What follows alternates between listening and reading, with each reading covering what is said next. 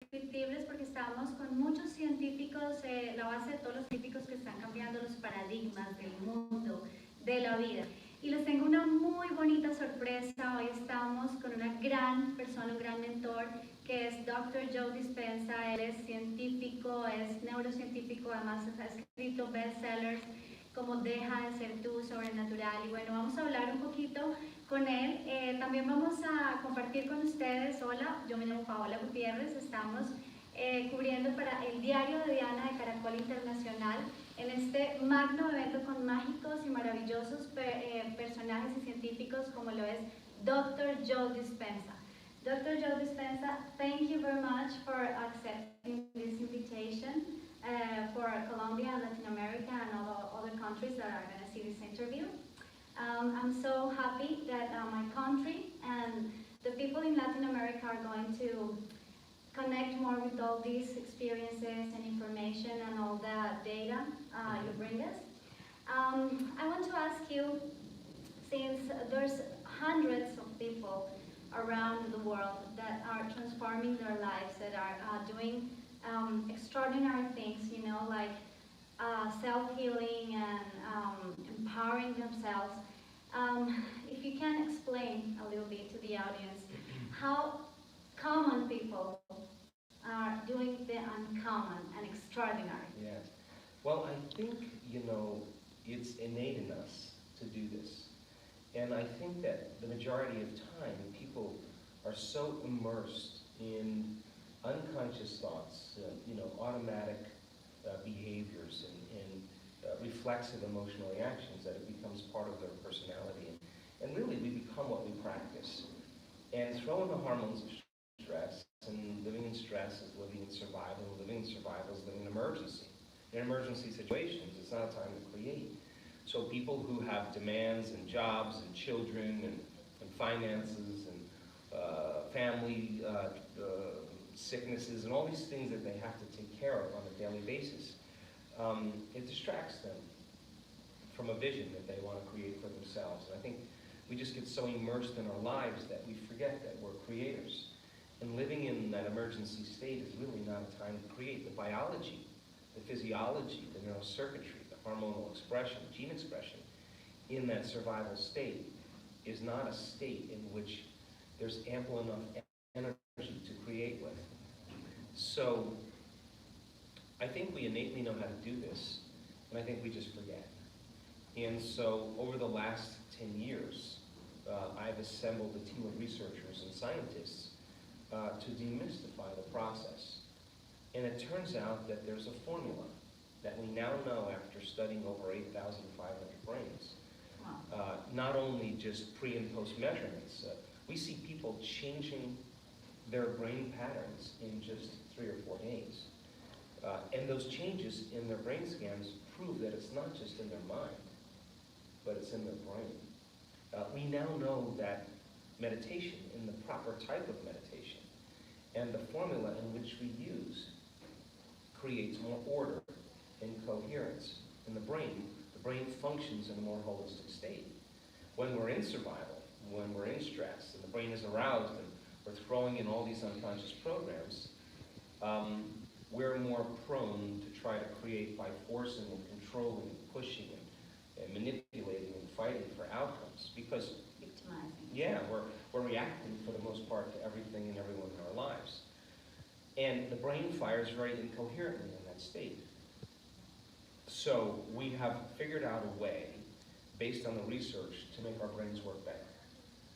And by the same means, when you're living in survival, energy not only leaves the brain and it moves down into the lower centers of the body, but it leaves the heart as well. The arteries that feed the heart literally constrict. And there's less energy going into the heart, and we close down, and we stop trusting, we stop loving, we stop communicating, we stop collaborating, we stop believing in futures. And the heart starts beating very incoherently. And we draw from energy, the resources of our energy, and turn it into important chemistry to deal with the emergency. Well, for the short term, that's really great. But keep doing it over and over again, and you tap the body's resources, and there's no energy to heal. There's no energy to create with. And if where you place your attention is where you place your energy, and all of your attention is on the problems in your life, and the people in your life, you're giving your power away to And those the way people. you feel. Yeah, and those feelings, the stronger the feeling that you have to some problem in your life, the more you pay attention to it. And that's energy that you could be used to heal, to create a new future with. So when you teach people how to overcome the stress hormones, to overcome their body's conditioning, to overcome their habits, and you break it down in a scientific way. And science is that language to do it. And people can understand the concept intellectually. And they can repeat what they've learned. They're actually creating a mind that's installing the hardware. And if you keep reminding them, and then you give them the opportunity to apply it, to personalize it, to demonstrate it, to initiate it in some way, certain people are going to do it right, and they're going to have a new experience, and it's going to change their biology even more. So the formula is really just creating more coherence in the brain and more coherence in the heart. And now, when we do that properly, we actually feel connected to something. We feel connected to our dreams. We feel connected to our future. And breaking it down so the person can apply that formula over and over again and practice every single day. And some days are better than others, but if you just, like anything else, if you keep practicing, you're just going to get good at it, right? And so people practice complaining, they'll get good at it. They practice suffering, they get really good at it. They practice being lazy, they get really good at it. They practice not believing in themselves, they get really good at it, because that's the story they tell themselves. And the story we tell ourselves is the way we perceive the world. So we begin to help people to tell a different story. And we give them the understanding that you can change your gene expression. You can change the wiring in your brain. You can strengthen your immune system. You can lengthen your life. We have the research to prove that. And now people are seeing the evidence in our scientific measurements. We have evidence to show that people can sustain heart coherence for 45 minutes to an hour. That's a skill now. They know how to do it. They have people that have changed their gene expression. And we have all this evidence, and we have evidence and testimony where people are standing on the stage and saying, I'm better, I had this condition, and now I don't. People in the audience are looking and seeing, my goodness, if that person can do it, I can do it as well. So it's like this movement that's taking place, and it's a consciousness, it's a new way. And if you asked me 2 years ago or a year ago, if I thought I would be seeing what I'm witnessing today, I probably would have said, probably not in my lifetime. But Not yet, or maybe some of them, and not all these hundreds of testimonies around the world. It's incredible. And I'm surprised. And I tell you, sometimes I'm more surprised than anybody, because when you see blind people seeing and deaf people hearing and tumors disappearing and stage 4 cancers going into remission, Parkinson's disease going into remission, and Graves' disease and brain injuries, and I mean, I could go down the list, just tumors, everything, brain tumors, we see dramatic changes. You just can't go back to being the same person again, because you know too much, and once you know, you can't not know, right? So I'm pleased with the momentum that's being created in this work, and it's a formula. And all we want to do is get better at that formula. And we just had a university in Australia study a lot of our brain scans, and they were so amazed at how people were able to change not only their brain waves in such a short amount of time, but change their brains so that they work better, just in 3 or 4 days. Now, that means you don't need a drug, you don't need anything outside of you to change what you're doing inside of you. Just sit down and meditate and apply the formula. constant. And apply the formula and be consistent. And when you get really good at it, and you know our events are super powerful because you got 1,000 people. I've been there. I really know that. I have a remission of my thyroid since a year ago, and I keep meditating, and I'm sabotaged sometimes, but I am very compromised with myself doing this. Yes, and I think that comes in all ages, all colors, all sizes, shapes. It's so common people. It's just, like and you don't have to be a Buddhist monk to do this. You just have to know the formula, and you practice. And we don't want to exclude anybody. We want everybody to be able to do it. So the results now are so surprising, they're so empowering that I'm mystified, and I can't not do this because I want to contribute. I want to see. That's your contribution to the world, and you're doing, oh my God, a big one. I hope. Did you mention that? Well, I love what I do, and I don't consider it as work. But the cool thing about it is that whether we're in Latin America, whether we're in Canada, whether we're in Germany, whether in Australia, whether we're in Singapore, there's an awakening going on in the world because information is so readily available. And in an age of information, ignorance is a choice, and now people are waking up. And 10, 15 years ago, when I went out into an audience and spoke, I had to work really hard, to get people to understand. Now, everybody's so informed. Just walk out and I can just deliver it. And technology helps us to give this information, and connect to people with this, because if you have the formula, you just need to work with you and just do it. Well, that's cool, because if you get 1,000 people or 2,000 people together in a room, and they're starting to break through and changing their energy, the energy starts to build. In our week-long events, I mean, you witness, miracles that are just a biblical proportion. They're huge. And do you remember the first miracle you witnessed? Well, the one that really surprised me. We were in Seattle, and we were doing it was like a progressive workshop, beginning stages of it. And there was a woman sitting in the front row that was in a wheelchair for 10 years with MS. Wow. And I watched her in that meditation just connect and open her heart. And the meditation ended, and she stepped out of that wheelchair. She stood up and started walking back and forth across the front of the room, dancing and cheering. What did you feel in that moment? What was your thinking? Well, of course, I got the chills all over my body, and she's looking at me shocked. I'm looking at her shocked, and she was in that throne, doing everything matter to matter. Diet, exercise, pushing herself, but it didn't really change the condition. In one moment, she connected, and it was energy that began to instruct her biology work. The system was informing itself with new information. In a matter of seconds, she was completely changed. Now, I looked at her, she looked at me. That was the moment when I saw that change in her stepping out of her wheelchair. She stood on the stage, told the story, and somebody else with MS, the same event, all of a sudden, who had a numbness and paralysis in her leg. In the same the next day.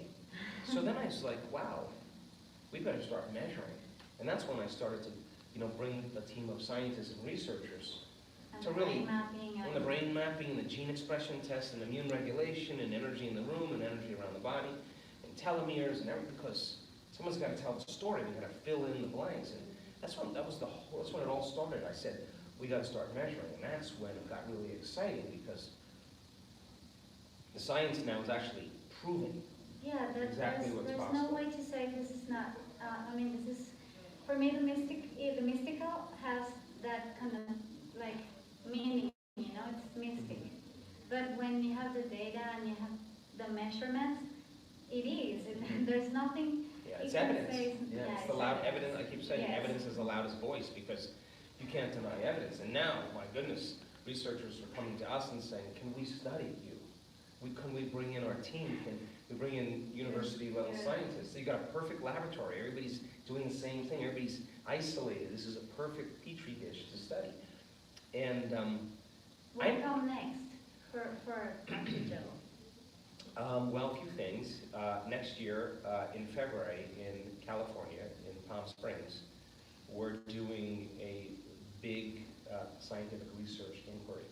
And we're bringing in scientists from the University of California, San Diego.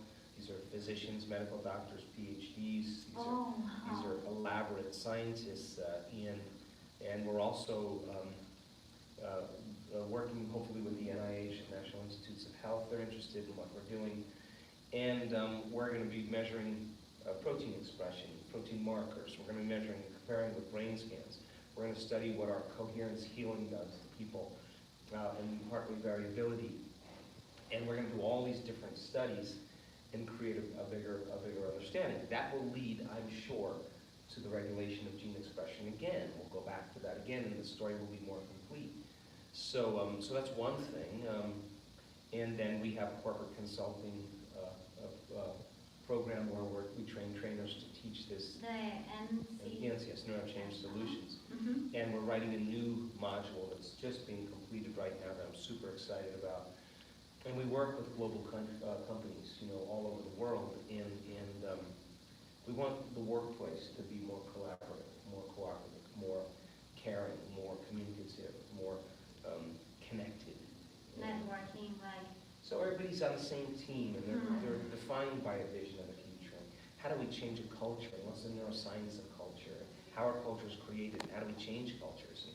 And that's what companies are interested in now, because happy employees are more productive employees, period. That's just the way it goes.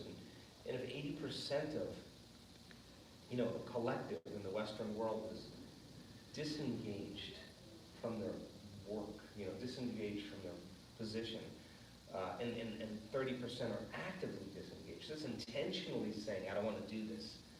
Something is really wrong. It's a cancer in the company. So getting the company out of emergency mode, teaching them how to break certain habits, teaching them to understand what the highest form of motivation is, the lowest form of motivation is, what is excellence, how do we create trust in the community, and what stops us from staying on our path or our mission.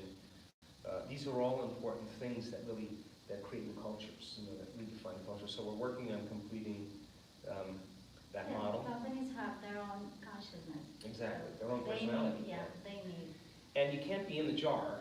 You can't be in the culture. You got to be outside the culture.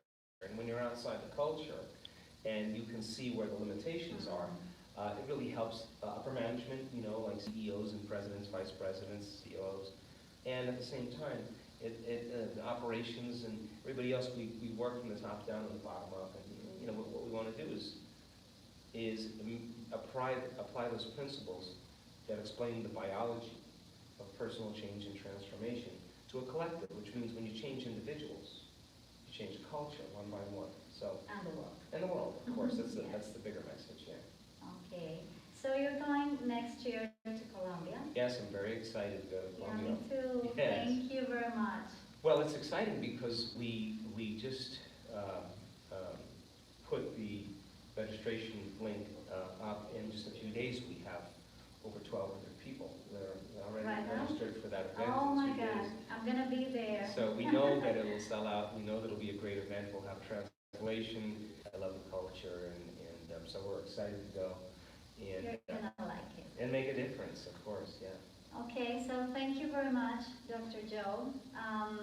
This is a very big opportunity for my people, my country, and Latin America, and the new people that is connecting with you, and all these experiences that they really change your life. So thank you very much, and see you soon in Bogotá, Colombia. Y bueno, para todos ustedes nos vemos muy pronto. Estén muy pendientes porque de pronto les tengo más sorpresas más adelante aquí en este evento con Anita Moyani. Y bueno, vamos a ver quién más nos encontramos en el camino, así que estén muy pendientes. Y para el diario de Diana los acompañó Paola Gutiérrez hoy desde Santa Ana, Pueblo, Nuevo México, Estados Unidos. Chao, chao. Nos vemos.